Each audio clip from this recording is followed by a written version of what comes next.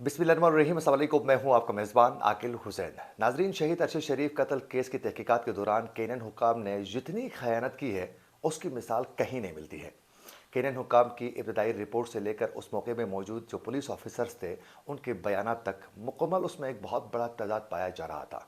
नाजरीन, उसी तरह आज उनकी जो तहकीकाती जो रिपोर्ट सरकारी सामने आ चुकी है, नाजरीन इसमें भी एक बहुत बड़ा तजाद पाया जा रहा है और मुसलसल इनके तहकीकात में झूठ ही झूठ नज़र आ रहा है। इनके बयानात में मुकम्मल एक तजाद पाया जा रहा है जिस पर जितना अफसोस किया जाए कम है।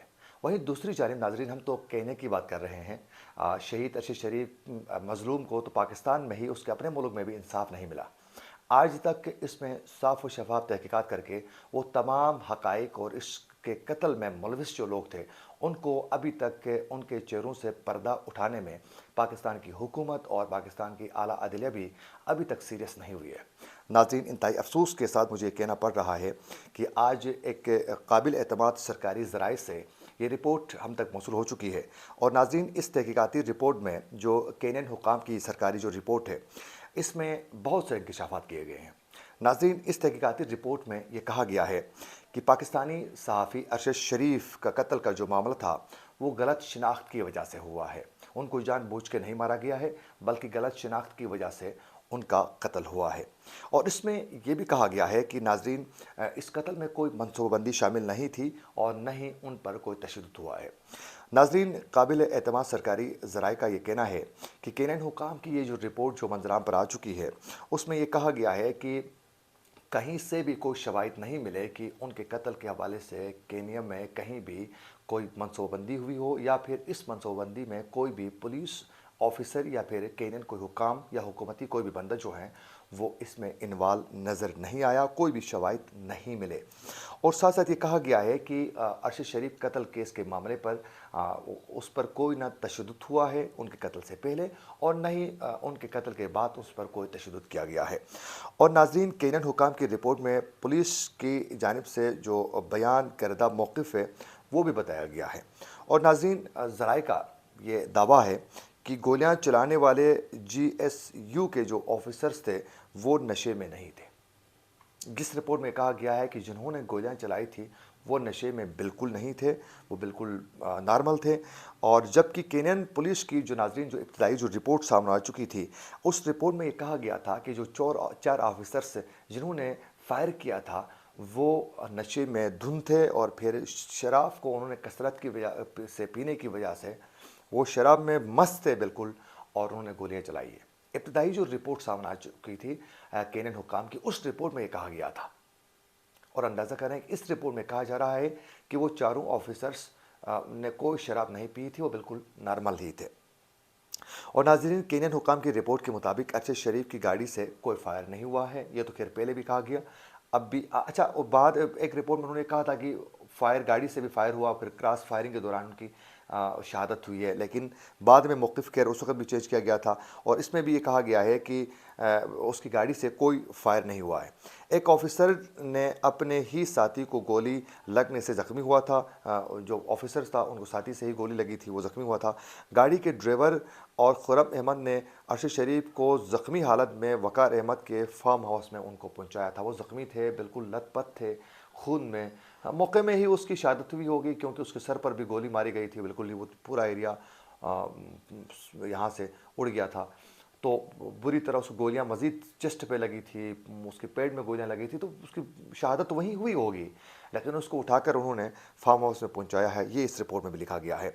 और केनियन हुकाम की रिपोर्ट में लापरवाही से फायरिंग करने वाले 2 ऑफिसरों के खिलाफ कार्रवाई की सिफारिश बाकायदा की गई है और लेकिन कार्रवाई हुई नहीं है। और नाज़रीन, इख्तियारात की बेजा इस्तेमाल पर ऑफिसर्स को उम्र कैद की सज़ा हो सकती है कहा है, वो अभी तक कोई हुई नहीं है। और नाज़रीन, जबकि वाक़ये में मुलविस ऑफिसर्स पर फ़र्द जुर्म या मुकदमा चलाने का ज़राए का ये कहना है कि अभी तक कोई फ़ैसला सामने नहीं आया है। अंदाज़ा कर लें कि केनियन हुकाम जो है वो कितने सीरियस हैं इस मामले पर। उनके मुल्क के अंदर जो है एक सहाफ़ी को, एक तहकीकाती जर्नलिस्ट को बड़े बेदर्दी के साथ कत्ल किया गया है। वो भी आम लोगों ने नहीं किया है, पुलिस फोर्स ने किया है उनकी, और वो उसकी तहकीकात करने के बजाय इस पर भी वो हिले बानों से वो काम ले रहे हैं। और नाज़रीन, ذرائع کا یہ کہنا ہے کہ واقعے کو 5 ماہ گزرنے کے باوجود کینیا کی حکومت جو ہیں یا IPOA نے رپورٹ جاری نہیں کیا، اور کینیا کی حکومت نے اپنی تحقیقات 2 ماہ قبل جو ہیں وہ مکمل کر چکے تھے۔ اور اس کے علاوہ ناظرین، 2 پاکستانی جو ایک اور انکشافات آپ کو میں بتاتا چلوں کہ جو 2 پاکستانی جو آفیسرز تھے، عمر شاہد حامد اور اطہر وحید نے اپنی جو رپورٹ انہوں نے جو سامنے رکھی تھی، جو ارشد شریف قتل کیس کے معاملے پر جو تحقیقات کر رہے تھے، انہوں نے یہ پہلے ہی بتا چکے تھے کہ ارشد شریف کی باقاعدہ منصوبہ بندی کے تحت جو ہے ان کا قتل ہوا ہے۔ باقاعدہ انہوں نے اپنی رپورٹ میں لکھا تھا کہ باقاعدہ پلاننگ کے ساتھ جو ہے ارشد شریف کو قتل کیا گیا ہے، اور پاکستانی آفیسروں کی رپورٹ میں ایسے کرداروں کی بھی نشاندہی کی گئی تھی جو قتل میں ملوث ہو سکتے تھے۔ وہ تمام کرداروں کے نام اس میں باقاعدہ مینشن کیے گئے تھے کہ یہ ملوث ہو سکتے ہیں، جس پر آگے جا کے تحقیقات کی جائیں، تفتیش کریں اس کیس میں تو مزید شواہد سامنے آ سکتے ہیں۔ تو باقاعدہ پاکستانی 2 آفیسروں نے جو تحقیقات کر رہے تھے، پورے کیس کو دیکھ رہے تھے، جنہوں نے کینیا میں جا کر بہت سے معاملات دیکھ چکے تھے، ان کی یہ رپورٹ تھی کہ باقاعدہ اگر تحقیقات کی جائیں تو یہ تو منصوبہ بندی کے تحت قتل ہوا ہے، اور وہ شواہد کو اکٹھے کر کے مزید تفتیش کی جائیں تو یہ جو ملوث جو لوگ ہیں وہ بھی منظر عام پر آ سکتے ہیں۔ لیکن بدقسمتی سے کوئی تحقیقات نہیں کی گئی۔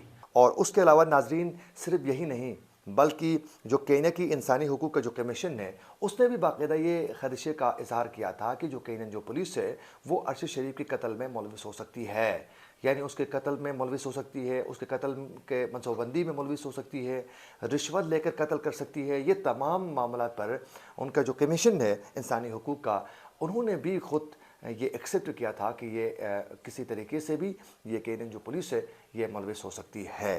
لیکن ناظرین، دوسری جانب جو اسلام آباد کی جو پولیس ہے، انہوں نے ارشد شریف کے قتل کے معاملے پر کینیا میں ان کے جو میزبان تھے وقار اور خرم، ان پر الزام لگایا تھا کہ وہ اس کے قتل میں ملوث ہیں، لیکن بعد میں خرم اور جو وقار تھے انہوں نے اپنے وکیل کے ذریعے باقاعدہ انہوں نے اپنا موقف واضح کیا اور انکار کیا کہ ہم کیوں ارشد شریف کو قتل کریں گے، کیونکہ یہی خرم اور وقار تھے، ان سے بھی تحقیقات کرنے کی ضرورت ہے اور بڑے شدت کے ساتھ کہ یہ ان کے ہی فارم ہاؤس میں وہ انہوں نے سٹے کیا ہوا تھا، تو پھر ان کا قتل کے حوالے سے ان پر ڈائریکٹ الزام لگا تھا، لیکن تحقیقات جو ہیں وہ آگے نہیں بڑھ رہی ہیں۔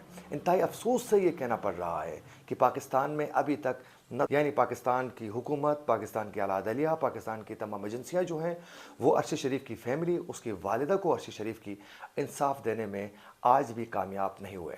صرف یہی نہیں ناظرین، بدقسمتی سے جہاں ایک جانب کینین حکام کی جانب سے ابتدائی رپورٹ سے لے کر ان کے پولیس آفیسروں کے موقف سے لے کر اب جو یہ آنے والی رپورٹ ہے، اس میں جس طرح وہ حقائق کو مسخ کر رہے ہیں، اسی طرح پاکستان میں بھی ناظرین جس وقت ارشد شریف کی والدہ نے باقاعدہ اپنے بیٹے کے قتل میں ملوث کچھ لوگوں کے نام باقاعدہ نامزد کر کے وہ FIR درج کروانا چاہتی تھی، جس میں سابق army chief general Qamar Javed Bajwa کا بھی نام تھا، لیکن بدقسمتی سے پولیس کی جانب سے اس کی والدہ جس پر FIR درج کروانا چاہتی ہے، جو وہ اپنے بیٹے کے قاتل سمجھتی ہے، ان کے اوپر FIR درج کرنے کے لیے ریاست تیار نہیں تھی۔ اندازہ کر لیں تو انصاف یہ ریاست اس مظلوم کو کیا دے گی۔ اسی کے ساتھ اپنے میزبان عاقل حسین کو دیجیے اجازت۔ اللہ نگہبان۔